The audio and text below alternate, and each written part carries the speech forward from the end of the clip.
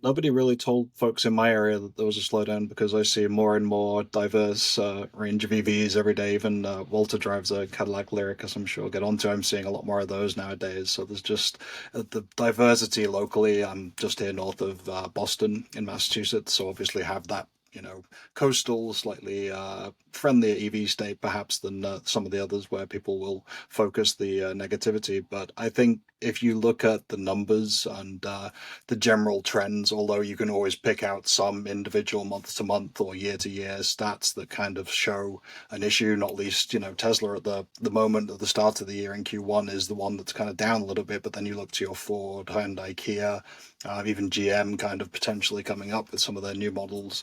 It starts to put the lie to that kind of EV sales are a lot of people try to make out dropping, but really it's kind of a slowdown in growth, which is kind of natural when you consider you're going from that early adopter phase where nobody had an EV to that kind of slightly more mature market where the growth is inevitably going to slow, but it isn't cratering, it's not stopping. This is just kind of another little blip on the way to wider EV adoption. On our side, fleet owners are adopting electric vehicles not because they're trying to save the planet, they're trying to improve their balance sheets.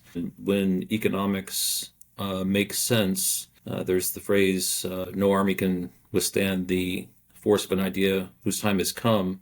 And I think it's becoming clearer and clearer that the economics around EVs just make sense for fleet owners and also household budgets. And when that's the case, when you can improve a quality of life and also decrease the expenditures for costs for transportation in the same swoop, it's very difficult to say that there's going to be a decrease in sales. In fact, I don't know anyone who has a forecast for EV sales that is predicting a downturn. There's two notable ones, Bloomberg and Cox Automotive, just in the past, I think, month, have both forecasted increased growth for EVs. And